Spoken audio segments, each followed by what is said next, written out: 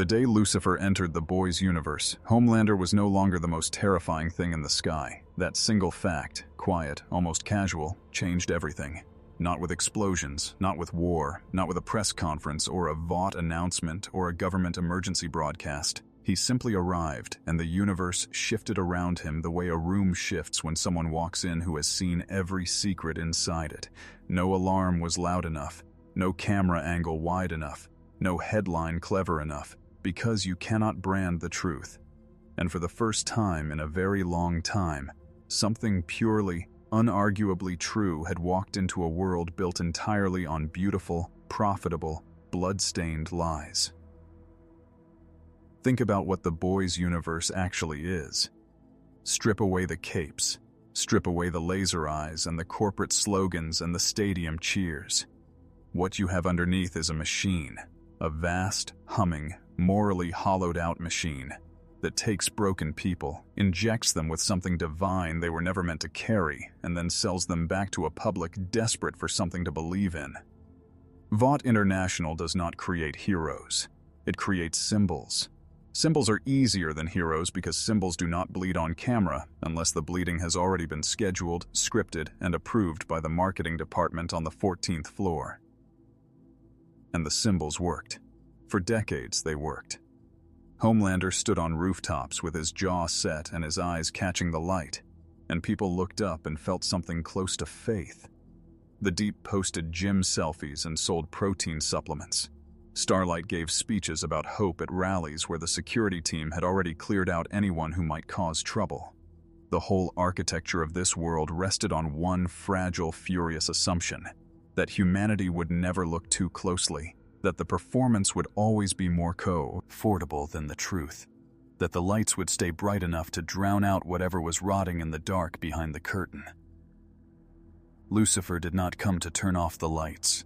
He came in through the front door, smiling, and in the fluorescent, camera-ready, polished glass world of Vought International, a smile that old and that certain is the most terrifying thing you have ever seen.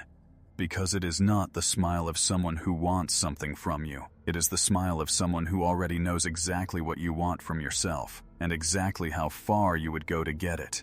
That is the nature of the adversary. Not fire and brimstone, not chains and screaming, just that smile, just that patience, just that complete and devastating understanding of human desire at its most naked and most ashamed. What does Homelander do when he meets a being he cannot intimidate? That is the first question. And it matters more than you might think, because Homelander's entire reality is built on intimidation. Not strength exactly. Strength is a tool.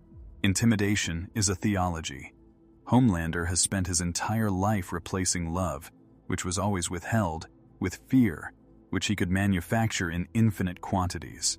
Every person who looked at him and felt that cold drop in their chest, that involuntary retreat, that desperate instinct to please, that was his substitute for being held, for being wanted, for being real. And now something walks into his universe that does not feel that cold drop. Something that looks at him and sees exactly what he is beneath the mythology. Something that, for the first time in his life, makes Homelander feel like the smaller thing in the room. What does Billy Butcher do when evil becomes useful? That is the second question. And it is meaner than the first, because Butcher is not Homelander. Butcher does not want worship. He wants destruction. He has devoted the wreckage of his life to a single purpose: killing the thing that killed what he loved.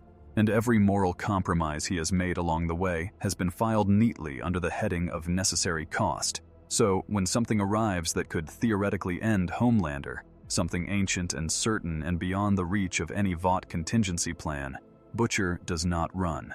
He thinks. He calculates. And somewhere behind those hard, clever eyes, a voice asks the question he can barely stand to hear. Does it matter what I use, as long as the bastard dies? What happens to a world built on lies when the Prince of Lies walks in smiling? That is the final question, and it is the one that keeps you watching. Because the answer is not what you expect. It is not war. It is not conquest. It is not fire from above or armies from below. It is something far quieter and far more permanent. It is revelation. It is every hidden thing rising to the surface at once, every private cruelty, every institutionalized cowardice, every transaction of faith made under the assumption that no one was actually watching.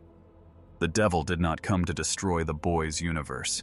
He came to make it look at itself. And a world that has spent this long refusing to look has absolutely no idea what that will cost. If you want to understand what really happens when an ancient celestial presence walks into the most corrupt, commodified, violence-soaked superhero universe ever conceived, stay with me. What you are about to watch is not a power-scaling breakdown. It is a judgment, and the most terrifying part has not even started yet. Hit subscribe if you want more stories that go somewhere darker than we're expecting. And leave a comment right now. Who do you think Lucifer judges first? Homelander, Vought, or something worse? To understand why Lucifer's arrival is so catastrophic for this particular universe, you first need to understand exactly how fragile that universe already was. The Boys is not a world held together by justice or virtue or any genuine moral architecture. It is a world held together by performance, by the carefully maintained illusion that the people with the most power are also the people with the most integrity. Vought International understood something about human psychology that most institutions take centuries to learn. People do not need heroes to be good. They only need heroes to appear good.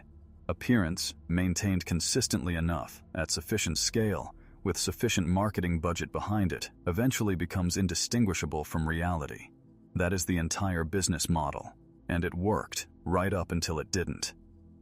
Vought's control over this world operates through 4 interlocking mechanisms, and you need to understand all 4 before Lucifer dismantles them one by one. The first is Compound V, the pharmaceutical foundation of everything, the original sin injected into infants before they could consent, before they could speak, before they could possibly understand what was being written into their blood. The second is media saturation, movies, merchandise, television deals, sponsorship contracts, social media presences managed by teams of people whose entire job is to make monsters seem lovable. The third is political capture, Vought's money inside every committee, every regulatory body, every government office that might otherwise ask uncomfortable questions. And the fourth, most important mechanism of all, is the soups themselves, kept dependent, traumatized, surveilled, and terrified of losing the only identity they have ever been given. Lucifer represents the perfect antithesis of every single one of those mechanisms. Not because he is stronger, though the question of his power in this universe is one we will return to, but because of what he fundamentally is. Across every mythological and theological framework that has ever attempted to define him, Lucifer is consistently associated with the same cluster of forces: pride, temptation, revelation, and above all, truth. Not comfortable truth, not branded truth, not truth filtered through a PR department and stress-tested by a focus group in a fluorescent conference room in Midtown Manhattan. Raw, corrosive, inescapable truth of the kind that does not ask your permission before it shows you what you have been hiding from yourself. A world built on manufactured consent has no antibodies for that. None. The version of Lucifer that steps into this universe is not a conqueror. That is essential to understand early, because the temptation with crossover speculation is always to reduce everything to a fight. Lucifer is not interested in fighting. He is interested in exposure. He arrives as something closer to a mirror than a weapon, a mirror angled precisely at every person and institution that has ever substituted image for integrity, performance for character, and power for purpose. He does not need armies. He does not need territory. He does not need recognition, because the one consistent fact about Lucifer across every interpretation is that he has already been thrown from the greatest height imaginable and survived it. He is not afraid of falling. He is not afraid of anything. And a universe run by people who maintain control through fear has absolutely no mechanism for handling someone who is genuinely, cosmically beyond it. The question of how Lucifer enters the story matters enormously to its emotional texture. The worst version of this scenario opens with explosions, some dimensional rupture, some catastrophic visual event that immediately triggers Vought's emergency response protocols. That version is loud, it is comprehensible, It gives institutions something to react to, something to quantify, something to spin. The best version is far simpler.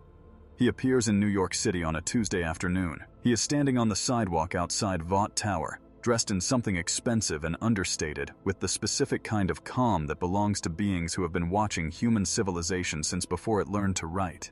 No fire, no wings, no announcer, just presence. And the particular sensation that every person within a certain radius feels without being able to name it. The feeling of being seen, completely, without mercy. Vaught's first institutional reaction is almost comic in its inadequacy. Security feeds go to the relevant desks. Analysts run facial recognition and find nothing. Biometric scans return data that makes the machines hesitate in ways machines are not supposed to hesitate. Someone on the 14th floor opens a call with legal. Someone in PR begins drafting holding statements for a threat they cannot yet categorize. The question moving through the building is the question Vought asks about everything. Can we control this? It is the wrong question.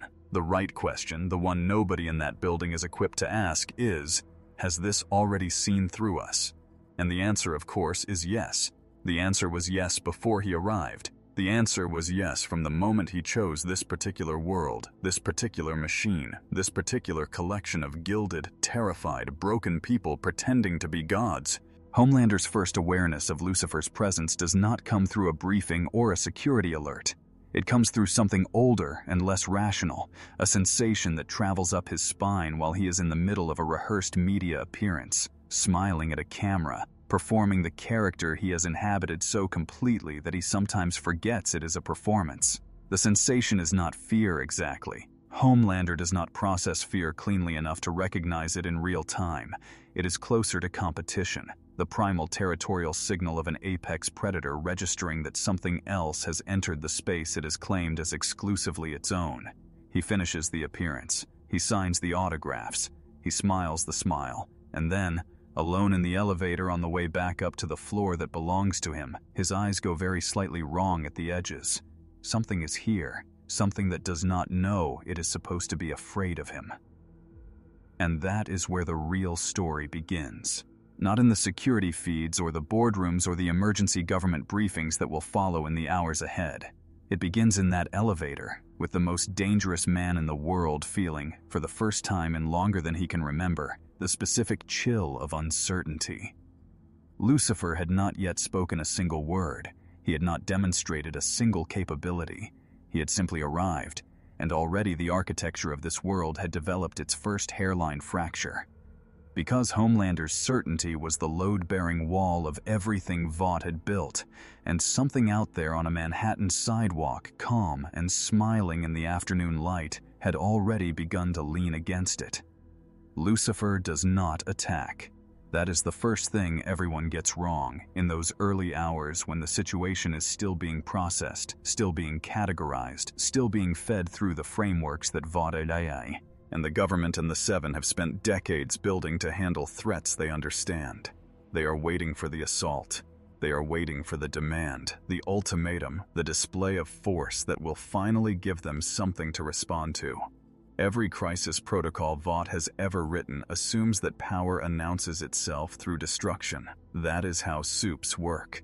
That is how every dangerous thing in this universe has ever worked.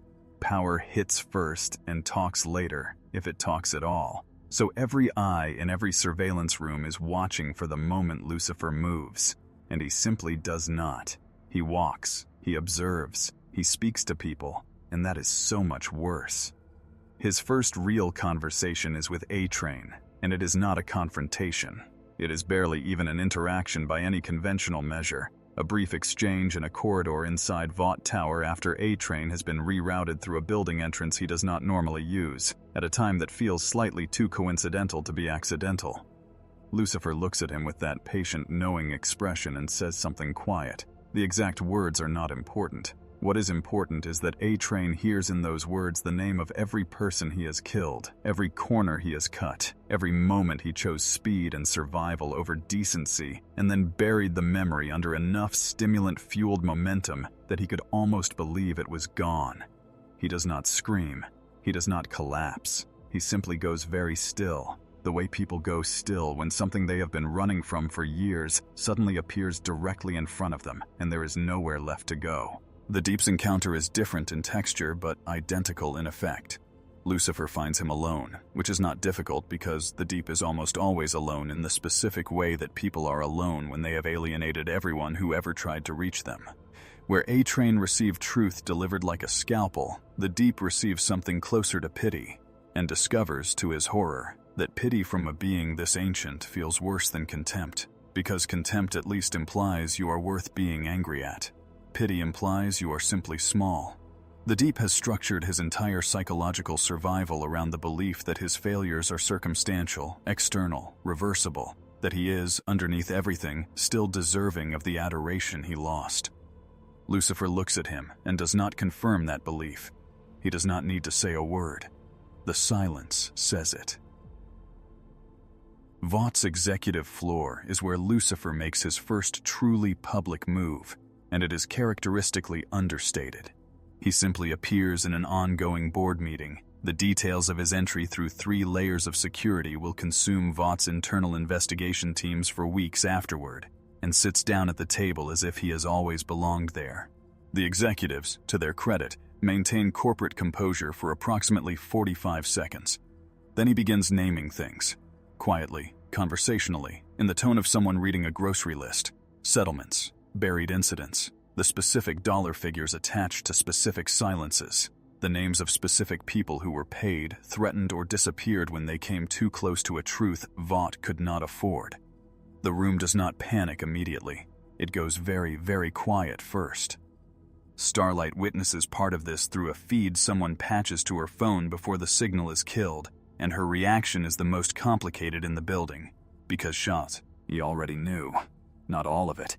Not every specific name and figure, but the shape of it, the texture of institutional rot, the way silence is purchased and maintained and enforced. She has been living inside that knowledge for long enough to understand exactly how it functions. What unsettles her is not the revelation itself, it is Lucifer's tone.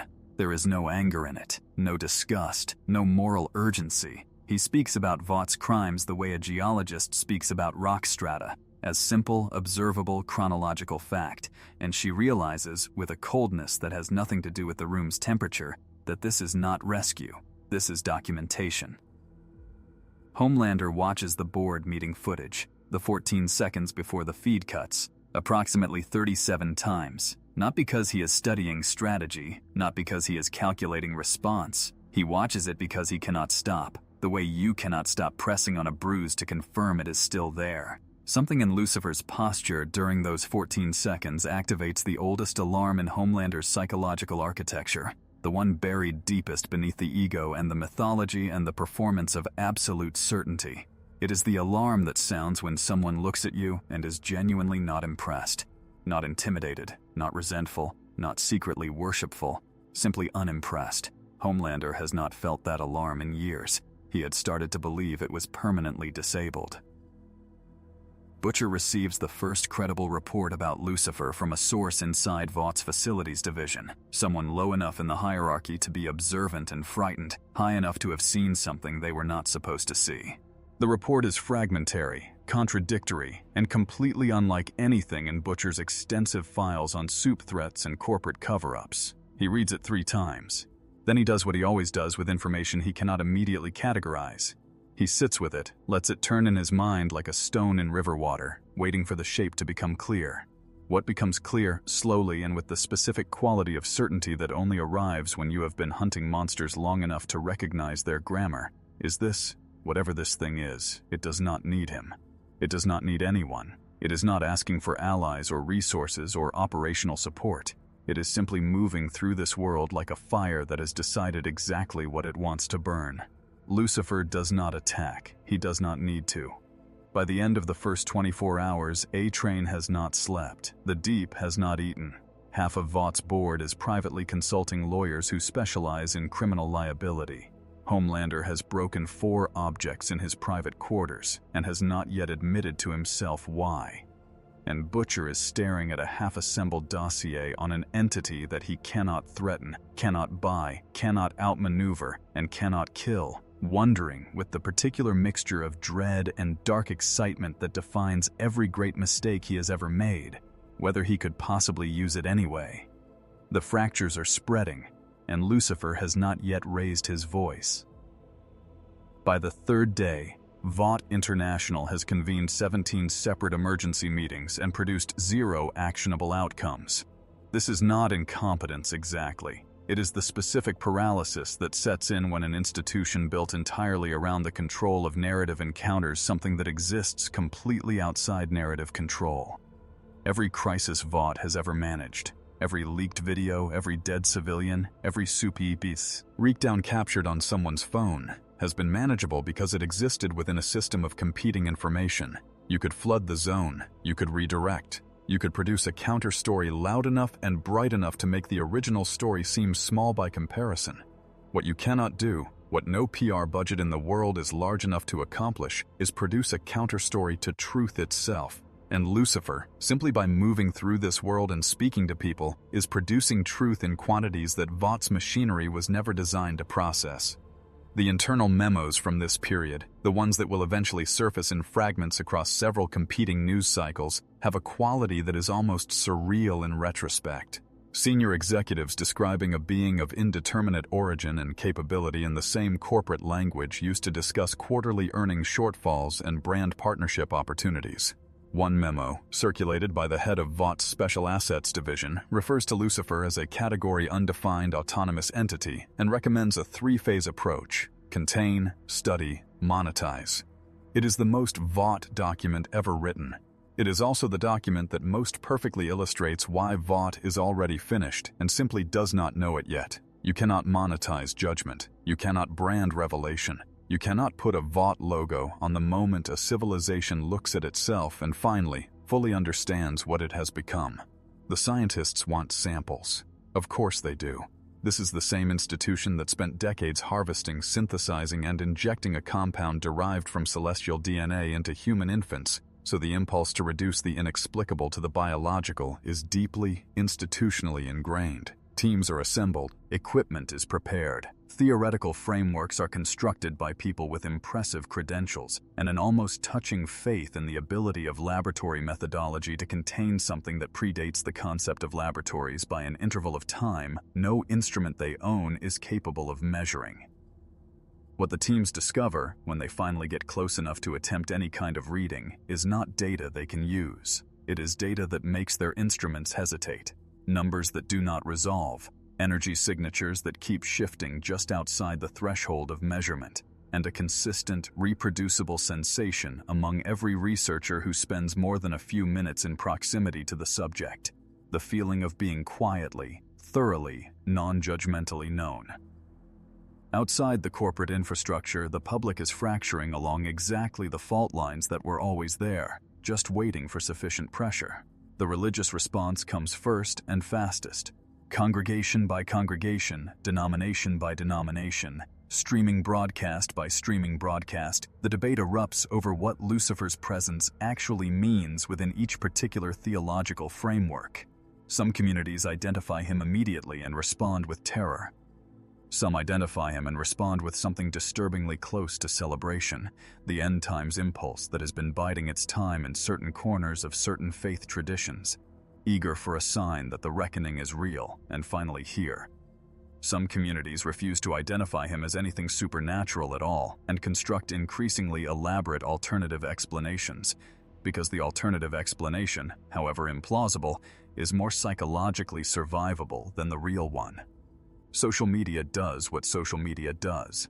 Within 48 hours, there are 11 competing hashtags, 4 distinct meme formats, 2 viral videos of dub. Aya's authenticity purporting to show Lucifer in different locations simultaneously, a podcast episode that hits #1 in 17 countries, and a celebrity commentary ecosystem that has divided itself with perfect reflexive efficiency into camps that have almost nothing to do with the actual situation and everything to do with pre-existing cultural and political allegiances. Vought's social team is working in rotating 12-hour shifts, trying to suppress, redirect, and reframe, and they are losing ground in real time, measurably, visibly, the analytics degrading hour by hour like a structure dissolving in acid. One junior social media manager, 23 years old, 3 months into her first postgraduate job, submits a resignation letter at 4 a.m. that consists of a single sentence. "I don't think we're the good guys, and I don't think I knew that until now." The 7 fracture in exactly the ways their individual psychologies have always predicted they would under sufficient pressure, which is to say in ways that are ugly and specific and deeply human, despite everything that has been done to make them otherwise. Some move toward Homelander out of pure survival instinct. Better the familiar tyrant than the incomprehensible new presence. Some begin privately exploring what it would mean to cooperate with Lucifer, because cooperation has always been their primary survival mechanism, and the identity of the entity being cooperated with has never been the most important variable. Starlight watches this process with the particular exhaustion of someone who has already spent years watching people she thought she understood reveal, under pressure, exactly who they actually are. She is not surprised. That is the saddest part. She is not surprised by any of it. Homelander's public appearances during this period have a quality that his handlers and media coaches are struggling to categorize and contain. He is still performing. The jaw is still set. The eyes still catch the light in the way they have been trained to catch the light. But something in the calibration is fractionally, almost imperceptibly off, the way a piece of music is off when a single instrument in a large orchestra is slightly out of tune. Most people cannot identify the specific source of the wrongness. They simply feel it, subliminally, the way you feel the difference between a smile and a performance of smiling without ever consciously articulating the distinction. His ratings drop 2 points. In normal circumstances, 2 points would be noise. In the current circumstances, 2 points is the first measurable evidence that the mythology is developing structural damage. Butcher meets Lucifer on a Wednesday evening in a bar in Queens that has been cleared of other patrons by circumstances Butcher has arranged and Lucifer has simply allowed, because Lucifer allows most things that do not conflict with his actual purposes. They sit across from each other, and Butcher does the thing he does with every dangerous entity he has ever encountered. He looks for the angle. He looks for the weakness. He looks for the point of leverage, the vulnerability, the specific human-shaped need that can be identified, isolated, and used. And Lucifer watches him do this with an expression of genuine, gentle, non-condescending amusement, because he has watched humans do this for longer than the concept of queens has existed. Then he does something unexpected. He speaks first. He says very quietly that he knows what Butcher wants. He says he knows what it has cost.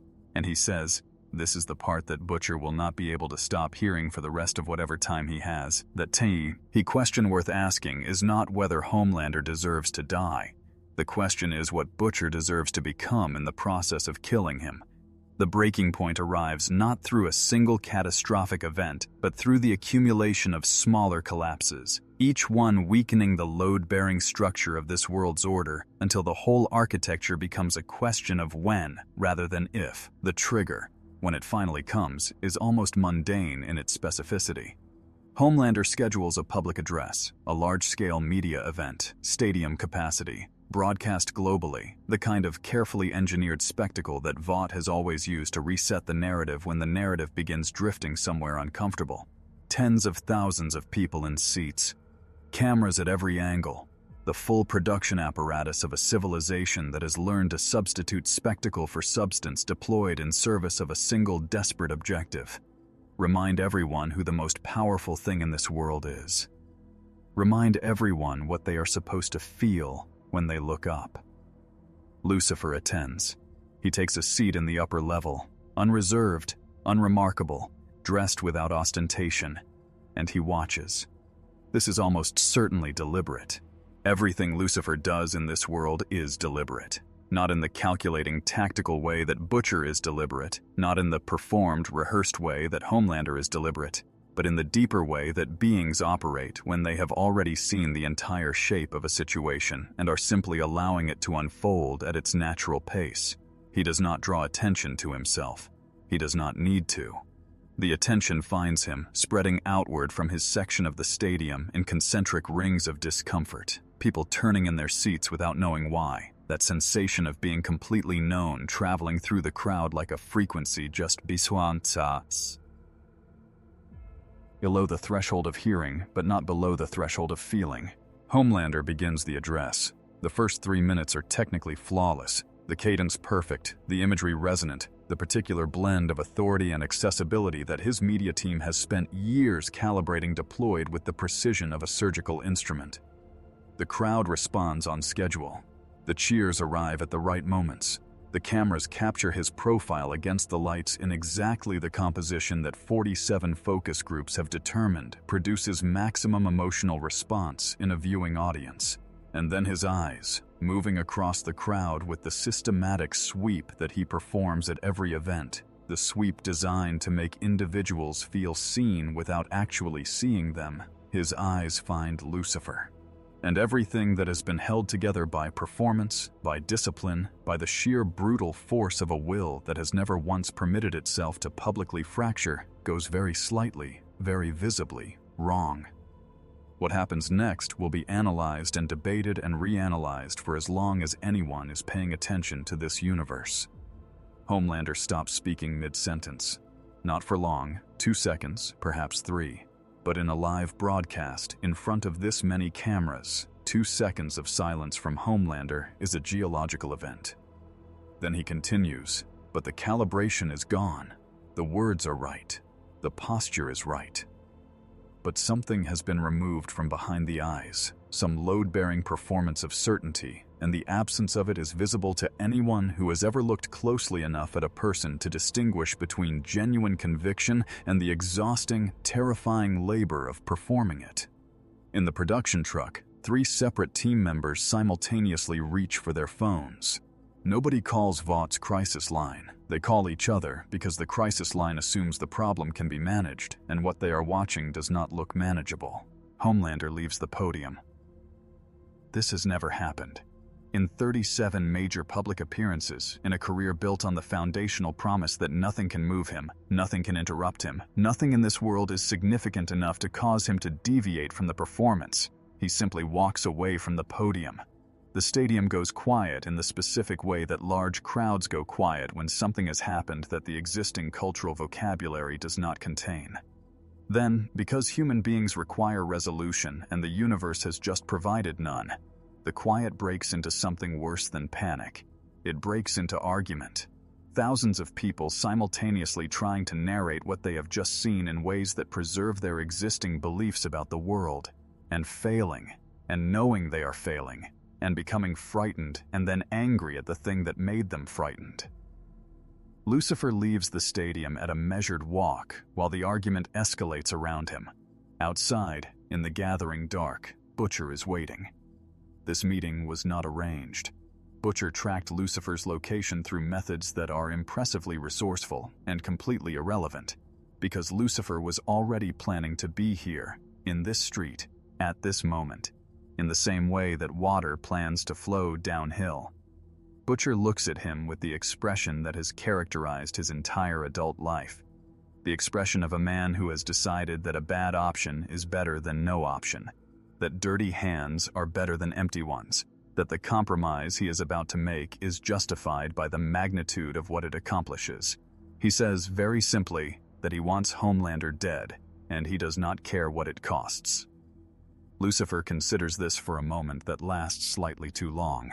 Then he says something that Butcher was not expecting. He says he can deliver exactly that. He says the price is not what Butcher imagines. Not a soul, not a pledge, not a formal transaction of the theological variety that Butcher half anticipated and fully prepared himself to reject. The price is simpler and far more devastating. The price is honesty. Butcher must stand in front of whatever remains of this world's public and tell the complete truth about what he has done, what he has ordered, what lines he crossed and told himself were necessary. Not a curated confession, not a strategic disclosure. Everything. Every compromised decision, every civilian he failed, every time the mission consumed the man. Lucifer does not want Butcher's damnation. He wants his transparency. In a world built on performance, that is a far more destructive currency. Across the city, Homelander has returned to Vought Tower and is standing alone on the roof that has always been his private territory, the place where the view is wide enough to remind him of scale, of how small everything below him is, of how far above it all he stands. But tonight the view is not doing what it normally does. Tonight the city below looks less like a kingdom and more like a problem he has been avoiding. He can see the stadium from here. He can see the lights still on, the crowd still dispersed, the coverage still rolling on screens visible through 1,000 windows. He can see, in the aggregate, the first evidence that the crowd did not reassemble around another narrative the way crowds are supposed to. They are going home, not frightened, not reverent, just done. And in the specific silence that follows the departure of an audience that has finally stopped believing in the performance, Homelander experiences something he has no name for because his entire psychological vocabulary was constructed to avoid ever needing one. He experiences doubt. The climax of Lucifer's time in this universe is not a battle. It was never going to be a battle. It is this. Homelander alone on a rooftop, doubt moving through him like a toxin he has no antibody for. Butcher standing in a street below, weighing a price that is more frightening than any deal he ever imagined making. An entire civilization watching a screen where a man walked away from a podium and the cameras kept rolling. And somewhere in all of it, quiet and patient and faintly, genuinely amused by the terrible predictability of the human capacity for self-destruction, Lucifer waits for everyone to finish revealing themselves. He has all the time in the universe. He has had all the time in the universe since before this world learned what time was. The only question that has ever mattered here, the question that was always going to be answered eventually, with or without his arrival, is what people choose when the performance becomes impossible to sustain. And right now, in real time, on every screen in every home in this broken, brilliant, irredeemably compromised world, that question is finally, devastatingly, being answered. The morning after is quieter than anyone expected. That is the first thing that strikes the people moving through what remains of the normal rhythm of this world.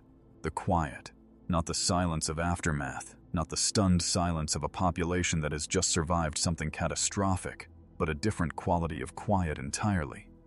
The quiet of a room after a long argument has finally ended. The quiet of exhaustion that has moved past the point of expressing itself and arrived somewhere deeper, somewhere without language. Vought Tower is still standing. The Seven's headquarters is still standing. The city is structurally intact. No buildings collapsed, no mass casualties, no scorched earth in the literal sense that crisis protocols are designed to address. The damage is everywhere and invisible and total, which makes it the most Vought-shaped disaster in the history of Vought-shaped disasters. Except this time, Vought did not cause it. This time, Vought is simply part of the wreckage. The power structure that emerges from the event, if emerges is even the right word for something that is more accurately described as exposed through the removal of everything covering it, is diminished in ways that resist simple categorization. Vought is not destroyed. Institutions of this scale and this depth of institutional penetration do not destroy cleanly. They fracture, and the fractures spread, and the fractures become fault lines, and the fault lines define the new geography of power for however long it takes the institution to either rebuild or finally collapse under the accumulated weight of everything it could no longer hide. Senior executives are resigning, not all of them. The ones with the most to lose are staying, because staying and fighting is still preferable to leaving and becoming the thing everyone points to when the investigations begin. The lawyers are very busy. The lawyers will be very busy for a long time. Homelander is alive. This is important to understand, and it is important to understand why it is the worst possible outcome for everyone involved, including Homelander. A martyred Homelander would be usable. A dead Homelander could be recontextualized, mythologized, transformed by the same Vought machinery that built him into something that served whatever narrative came next. An alive, publicly diminished, psychologically fractured Homelander who walked away from a podium on live global broadcast and has not made a public statement since. That is sumped. This universe has no framework for. His fan base is fracturing along lines that are both ideological and deeply personal. The ones who loved him most are the most dangerous now because love transformed into betrayal does not dissipate. It concentrates. And a concentrated crowd of people who feel that what they worshipped has been revealed as hollow is one of the most combustible forces in the known universe, natural or otherwise. Butcher did not take the deal. This surprises almost everyone who hears about it, which is a small number of people in a dingy office above a car park in a part of the city that Vought's satellite surveillance has never prioritized. He came close.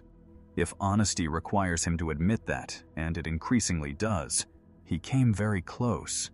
He sat with the price Lucifer named and turned it over in his mind for a long time, and there was a version of him, not a better version but a more honest one, that nearly said yes.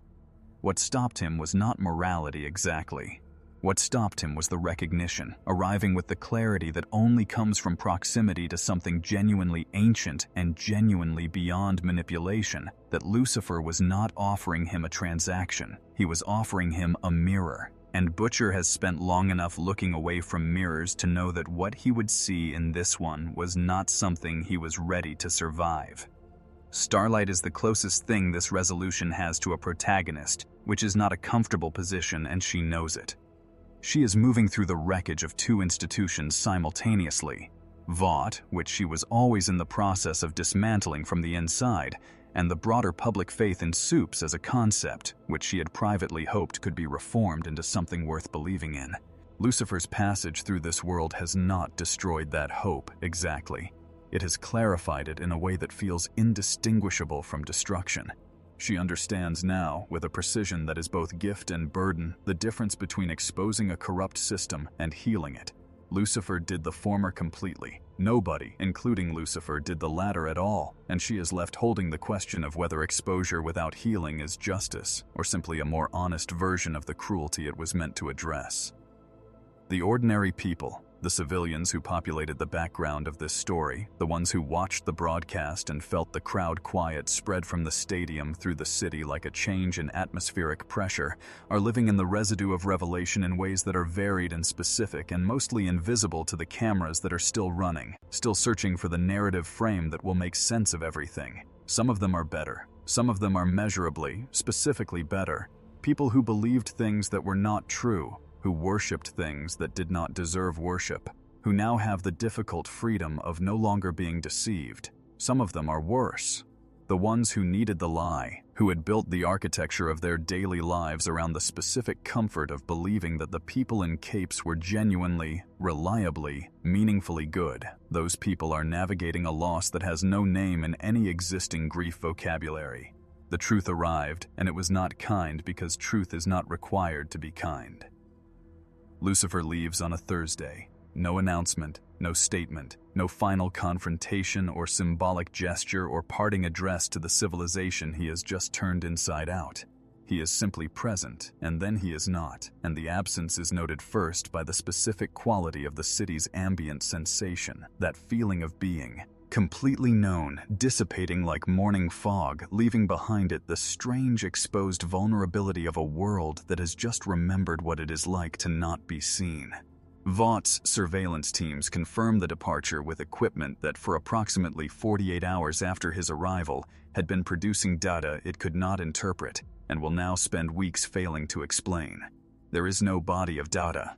There is no sample. There is no category undefined autonomous entity file with a resolution code attached. There is only his absence and everything his presence revealed, and the long, ugly, uncertain process of a world deciding what to do with information it cannot unfind. The question that lingers, the one that will outlast the news cycles and the investigations and the inevitable Vought rebrand and the congressional hearings and the competing documentaries and all the other institutional responses that a civilization generates when it needs to feel like it is processing something it is actually only postponing, is not whether Lucifer was good or evil. That question is too simple for what happened here. The question is this. In a world where the most powerful beings had convinced themselves and everyone around them that power and virtue were the same thing, what does it mean that the entity who finally ripped that illusion open was the one that every theology in human history identified as the adversary?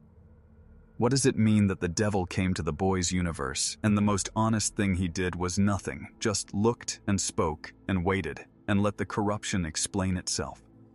That is the question nobody is answering yet. That is the question that will still be unanswered long after everyone who lived through this has run out of ways to avoid it. There is a specific kind of madness that belongs exclusively to beings who were never taught the difference between being powerful and being loved. Homelander has always lived inside that madness, managed it, weaponized it, turned it outward onto a world that had no choice but to absorb whatever he aimed at it. The madness was always there. What Lucifer did was not create it. What Lucifer did was remove the last structural support that was keeping it from becoming visible, the certainty that nobody would ever look at him and see clearly what he actually was.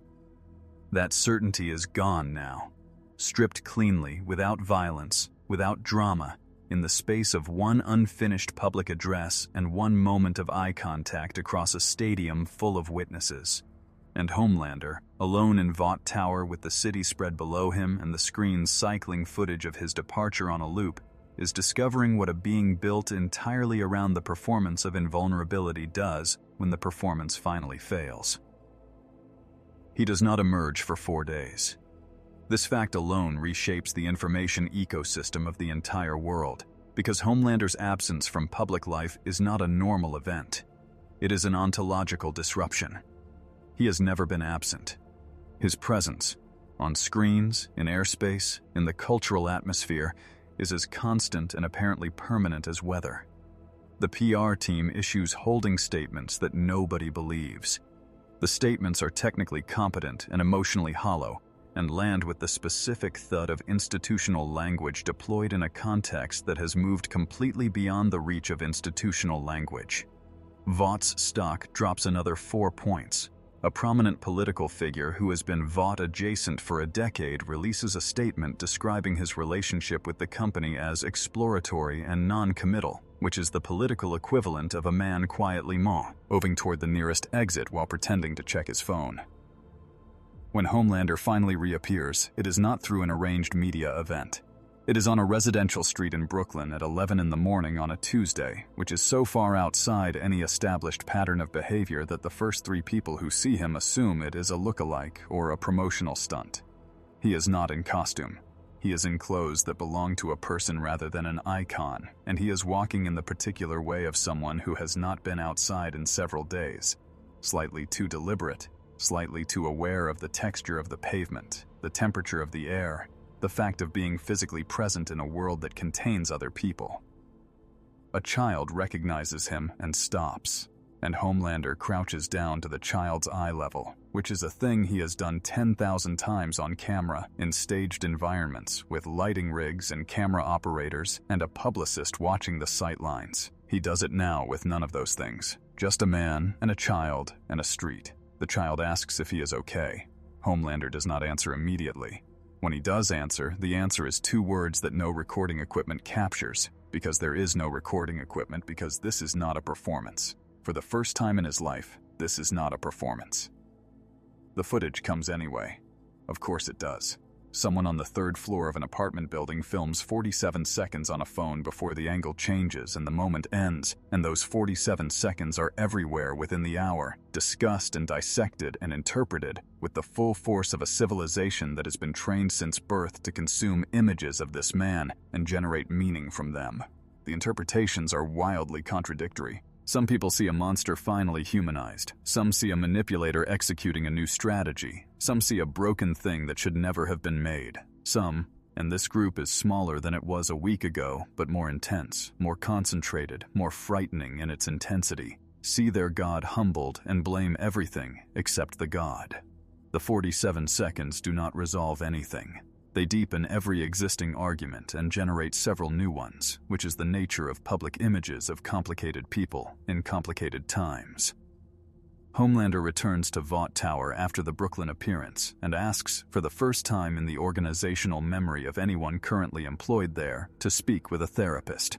Not a Vought-approved psychological consultant whose primary function is to ensure operational stability and minimize liability. An actual therapist.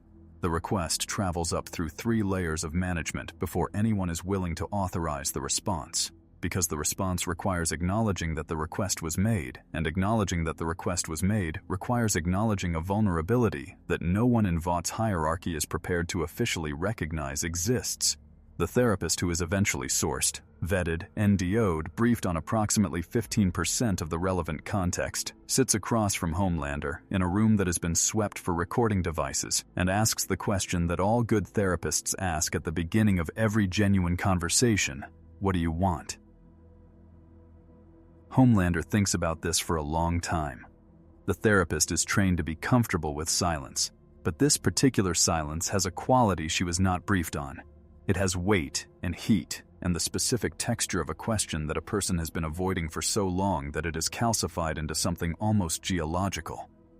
Finally, he says that he wants to be read. Not powerful, not worshipped, not feared. Real. The therapist writes this down. She is good at her job and she understands what she is hearing, but she is also aware, in the part of her mind that maintains professional clarity even in extraordinary circumstances, that she is sitting across from a man who has laser vision and the psychological profile of someone who was systematically denied every condition necessary for the development of authentic selfhood. She writes real and underlines it and thinks, this is either the beginning of something or the most dangerous sentence anyone has said in this building all year. Outside the tower, the world is doing what worlds do in the immediate wake of upheaval. It is reorganizing, not healing, not yet, possibly not ever in any form that resembles the clean narrative arc that people impose on history retrospectively. Reorganizing, the fault lines that Lucifer exposed are becoming the new geography, the new terrain across which alliances and enmities and institutional loyalties are being renegotiated in real time.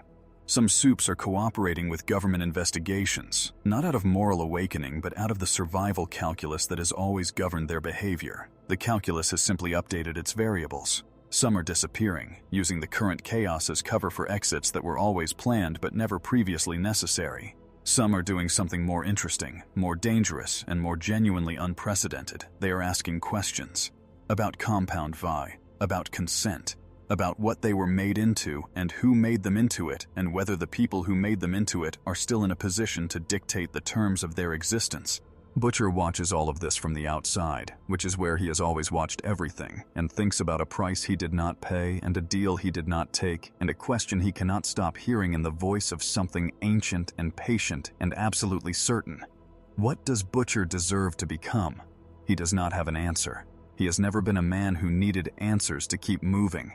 Movement has always been its own justification, the mission its own morality. But the mission is changing shape around him, and the man he is inside the mission is being asked to change with it, and he is not sure he knows how to do that. He is not sure the version of him that knows how to do that still exists, if it ever did. He sits in the office above the car park and he thinks, and the thinking feels different from planning, and the difference is uncomfortable in a way that might, if he let himself acknowledge it, be the beginning of something that resembles growth. He does not let himself acknowledge it. Not yet. But the door is open. A crack. For the first time, the door is open. A crack. The investigations begin on a Friday, which is the day governments traditionally choose to release information they hope will be absorbed slowly, diluted by the weekend news cycle, metabolized by a public that is tired and distracted and willing to defer the full weight of difficult knowledge until Monday. The strategy does not work this time. The weekend news cycle does not dilute anything. It amplifies everything, because the particular quality of what Lucifer released into this world's information atmosphere is not a story with a natural peak and decline. It is a condition, a permanent alteration in the perceptual baseline of every person who is paying attention, and in this universe, after this week, everyone was paying attention. The congressional hearings are announced before the weekend. D is over. The first subpoenas are issued before the hearings are officially scheduled. The lawyers, who were already very busy, become something beyond busy. They become load-bearing elements of a collapsing structure, trying to hold up walls that were never designed to support the weight now pressing against them.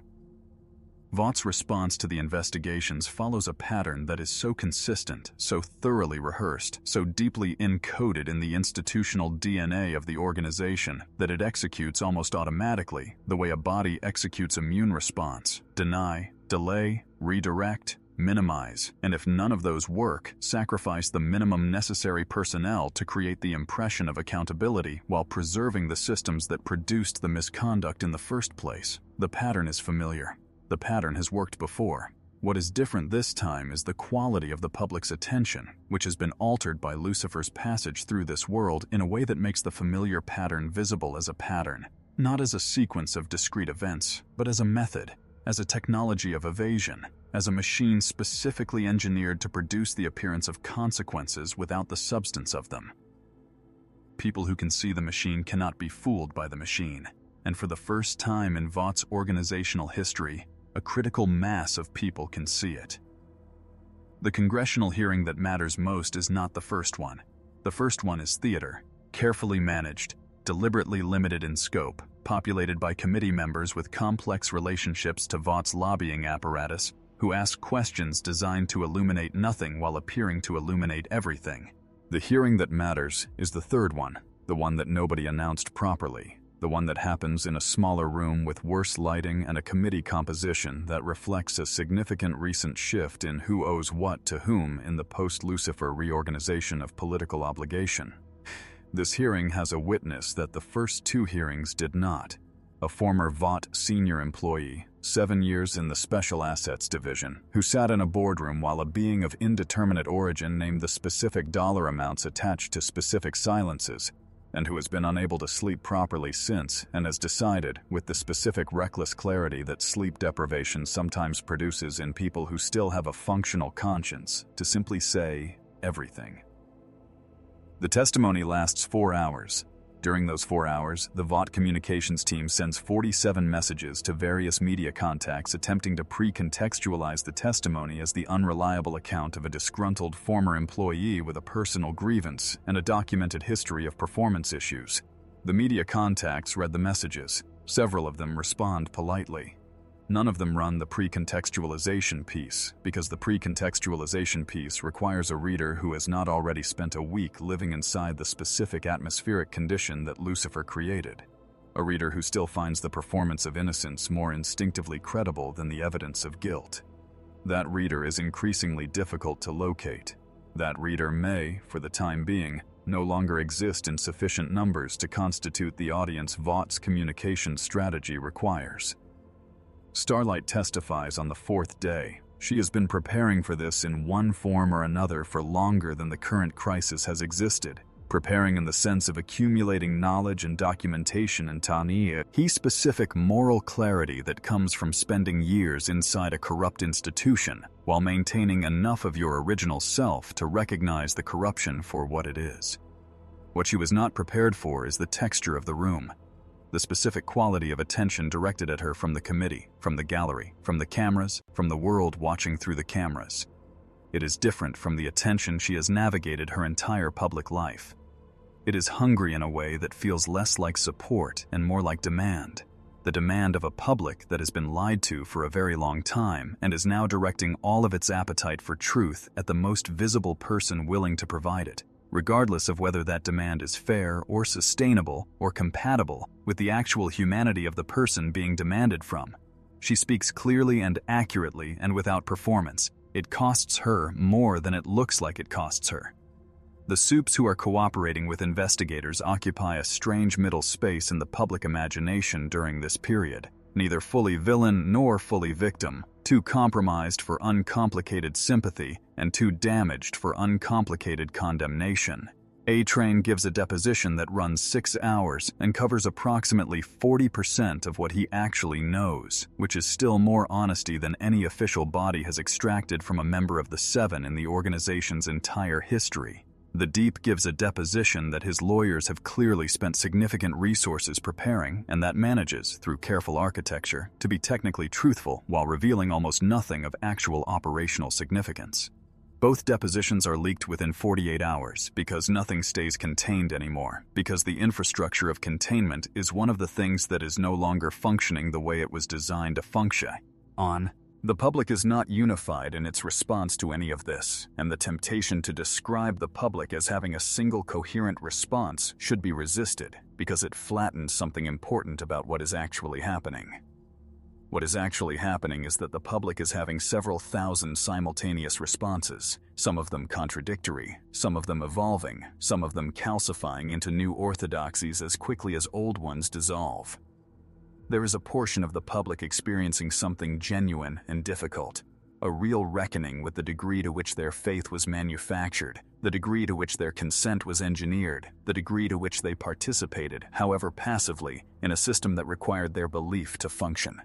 That reckoning is uncomfortable and slow and does not make for compelling broadcast content, which is why it is underrepresented in the media coverage relative to its actual prevalence in the population. What makes for compelling broadcast content is the rage, and there is plenty of it.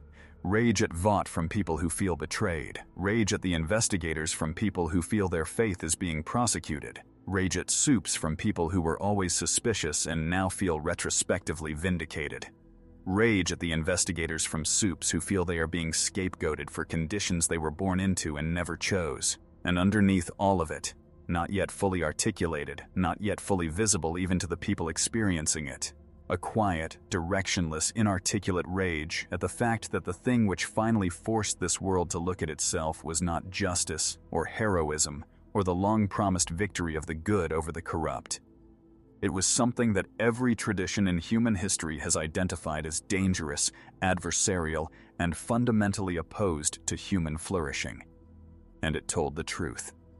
And the truth was as necessary, and nobody knows what to do with the fact that those two things can both be real at the same time. Survival in the boys' universe has never been a clean concept. It has always carried weight, always arrived with a cost attached, always meant something more complicated than the simple biological fact of continuing to exist. The people who survive Lucifer's passage through this world are not survivors in the triumphant sense. They are not people who endured a disaster and emerged strengthened, clarified, equipped with the specific hard-won wisdom that disaster narratives traditionally promise as compensation for suffering. They are survivors in the older, more honest sense, people who were present for something that changed the fundamental conditions of existence and who must now find a way to live inside those changed conditions without a map, without precedent, and without the particular comfort of believing that what they are carrying is temporary. What they are carrying is not temporary. What they are carrying is the rest of their lives. Starlight is 31 years old and has been inside Vought's machinery since she was old enough to perform. The version of her that existed before this week was already a version that had been stripped of most comfortable illusions. She had done that work herself, slowly, painfully, over years of living at the intersection of idealism and institutional rot. What this week has done is not disillusioned her further. It has done something more disorienting. It has removed the enemy. The corruption she spent years fighting was also, in a specific and uncomfortable way, the thing that organized her identity and gave her daily purpose. You are the person fighting the machine until the machine is exposed and partially dismantled, and then you are standing in the wreckage of it asking what you are without it. She is asking that question now. The asking feels like falling, and the falling has no visible floor, and she is trying to decide whether that means she is in danger or whether it means she is, for the first time in a very long time, genuinely free. Huey is quieter than usual, which is notable because Huey has never been a loud presence in any room, has always occupied the emotional background of situations rather than their foreground, has always been the one who feels everything at full intensity while performing the face of someone managing adequately. What he is processing is not primarily the political or institutional fallout. What he is processing is something more personal and more difficult. The specific grief of a person who entered a war because something he loved was destroyed, who devoted years to the prosecution of that war, and who is now standing in a world where the war's terms have changed so fundamentally that his original reason for fighting feels simultaneously more justified and less sufficient than it did when he first picked it up. The thing that killed Robin is still a thing. The system that enabled it is still a system, however fractured. He is still angry. But the anger is looking for a shape that fits the current world, and the current world keeps changing shape faster than the anger can adapt. The former Vought employees who testified, who leaked documents, who answered investigators' questions with more honesty than their NDAs technically permitted, these people are living in the specific purgatory of those who have done a necessary thing without being certain it was a good thing. Some of them are experiencing something adjacent to relief, the particular lightness of people who have been carrying secrets heavy enough to affect posture. Some of them are experiencing something more complex, the retrospective awareness that the information they provided, while accurate, is being used in ways they did not fully control and cannot fully endorse by institutions whose own integrity is not above scrutiny in service of a public narrative that is simplifying a complicated reality into something more consumable and considerably less true. They told the truth. The truth is now being processed by the same systems that managed lies, and the output is not obviously better. A-Train runs. Not literally, he is past the point of running in the way that defined his identity and his value and his entire relationship to his own body. He runs in the quieter, more sustainable sense of a person who has spent time in the presence of something that saw him completely, and who is now attempting, for the first time in his adult life, to move towards something rather than away from something. He starts small. He visits a neighborhood in the city that he has been avoiding for years, for reasons that require no elaboration to anyone who knows his history. He stands on a corner and does not do anything heroic or symbolic or camera-ready. He just stands there long enough to feel the weight of it, the specific, non-negotiable, unphotographable weight of a guilt that has been running alongside him his entire career, keeping pace effortlessly, waiting for him to stop long enough to acknowledge it. He acknowledges it. It does not forgive him. It does not need to forgive him in order for the acknowledgement to matter. That distinction is new to him and will take a long time to fully understand. The ordinary civilians, the ones who were not inside any institution, who had no operational role in what happened, who were simply living their lives inside a world that turned out to have a completely different architecture than the one they were shown, are doing the most varied and in many ways the most interesting things with what they now know. Some of them are organizing, not around soups, not around the spectacle of powered individuals, but around the more durable and less spectacular project of building institutions that are harder to corrupt, smaller, more transparent, more accountable to the people inside them, rather than to the shareholders and executives and political relationships that Vaught's model was always ultimately serving. This organizing is unglamorous and slow, and will probably fail several times before it succeeds in any durable way, and the cameras are not particularly interested in covering it. But it is happening. In apartments and community centers and online forums and church basements, it is happening. Butcher leaves London. This surprises the people who thought they knew his geography. He has always been most himself in cities, in the specific texture of urban density that suits a man who needs to be surrounded by human life while maintaining complete emotional distance from it. He goes somewhere smaller. He does not tell anyone where, which is standard for Butcher, but the departure itself is not standard. He leaves without a mission, without a target, without the organizing principle of purpose that has structured every waking hour of the past decade. He takes almost nothing with him. He leaves behind in the office above the car park a hard drive containing documentation that he has spent years accumulating, information that would have been useful months ago, that would have been decisive in several situations where it arrived too late. Hat is now simply part of the vast evidentiary record of a world in the process of being held accountable. He leaves it without ceremony, without a note. It is the closest thing to a confession he is capable of making without the help of the thing that asked him for one, and it will have to do. Lucifer is not in any of these places. He was never interested in the aftermath. The aftermath is a human project, messy and slow and full of the same contradictions and self-deceptions and competing interests that made the original situation possible in the first place.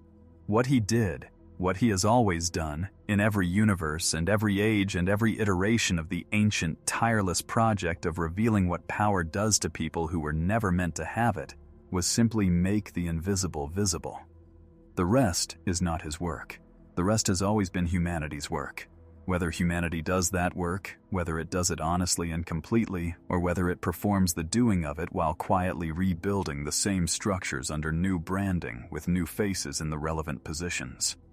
That is the question that belongs to this world now, not to him. He asked the question. He waits.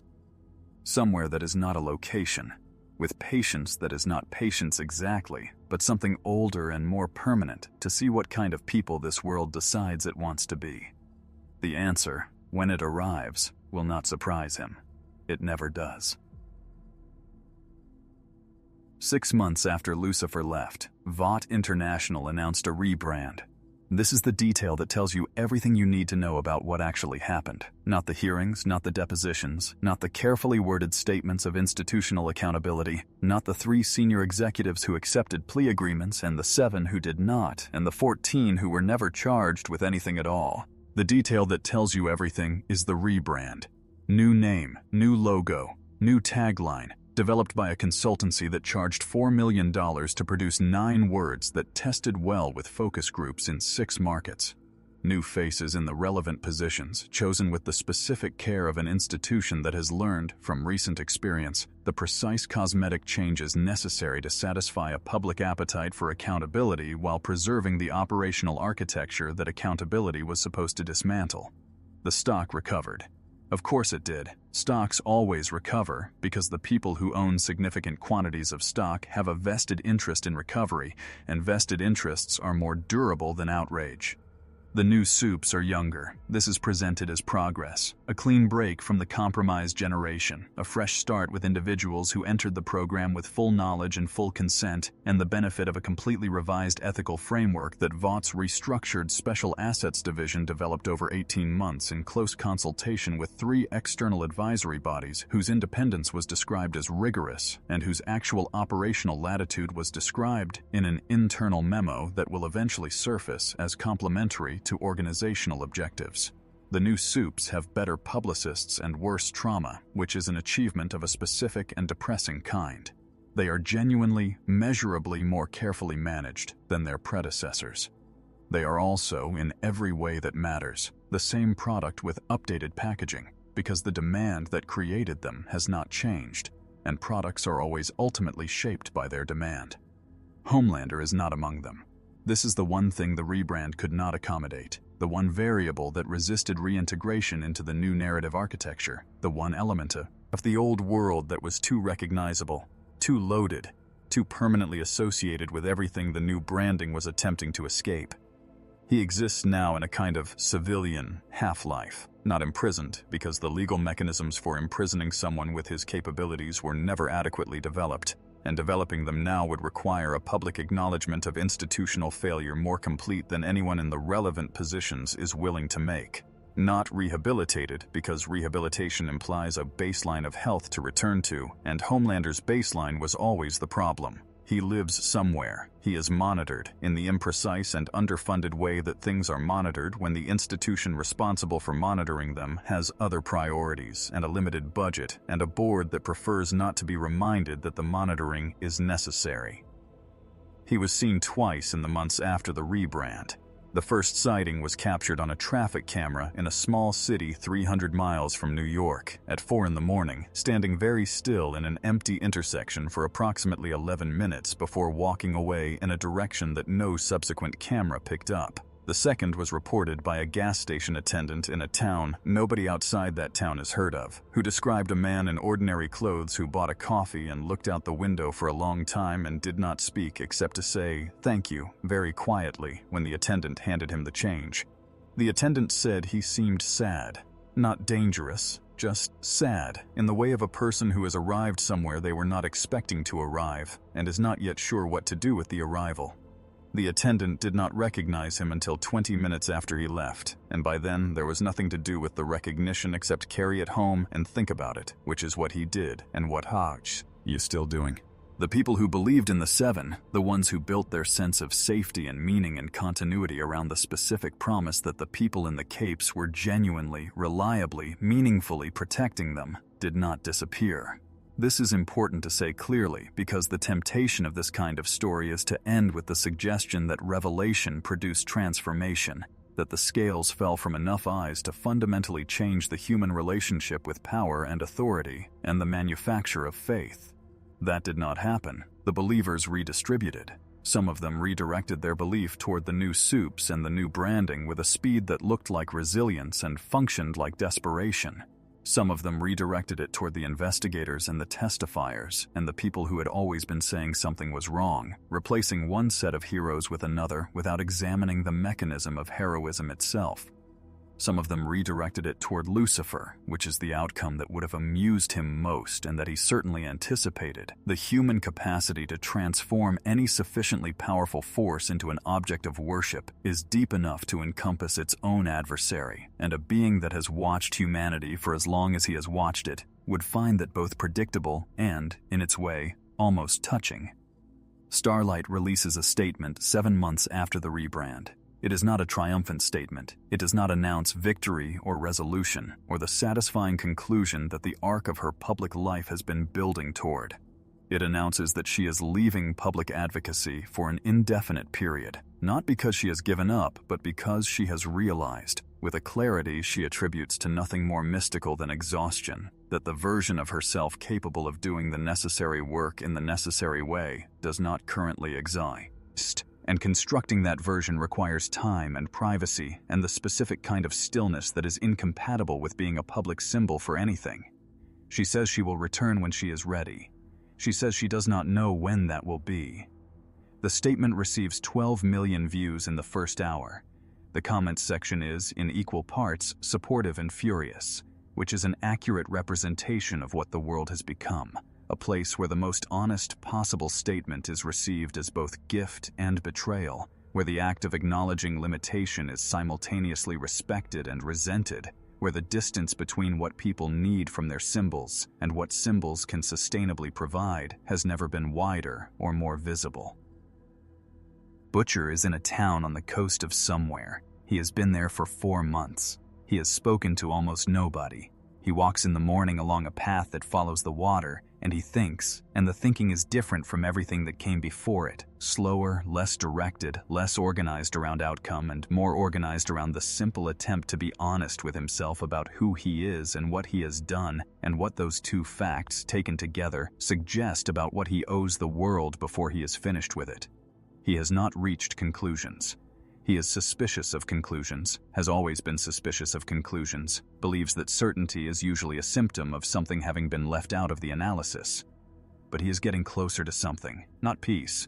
Peace was never a concept his psychology was configured to accommodate, but something in the same neighborhood. Something that does not require an enemy in order to exist. That is new. That is for Butcher, genuinely new. The final honest thing that can be said about this world, 6 months after the morning that was quieter than anyone expected, is that it is neither better nor worse in any clean and measurable way. It is different, which is both more modest and more accurate than better or worse. The corruption is different, more visible, more contested, more frequently named by people who previously lacked either the vocabulary or the social permission to name it. The faith is different, smaller, more distributed, more fragile in ways that might be weaknesses or might be appropriate adjustments to reality, depending on who is measuring and by what standard. The power is different, less concentrated in a single institution, more distributed across a complicated ecosystem of competing interests that have not resolved into anything resembling justice, but have at least lost the pretense of unanimity. Different is not nothing.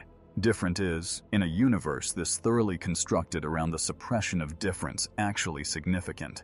But it is not the thing that was promised, and the gap between the thing that was promised and the thing that arrived is where most of the world's population is currently living. In the end, the most terrifying part was not that the devil came to the boys' universe. It was how quickly everyone proved they had been waiting for him. The corruption did not need to be installed. It was already there, load-bearing, structural, essential to the functioning of everything that was meant to be good. The lies did not need to be introduced. They were already the foundation. Lucifer walked into a building that had been on fire for decades and pointed at the smoke, and the people inside argued about whether the pointing was helpful. He offered humanity a mirror in a universe that had spent 30 years perfecting the art of installing flattering lighting over every reflex. Active surface, and humanity looked into it for exactly as long as it could stand to, which was, as it turns out, not quite long enough. Not quite long enough to see everything.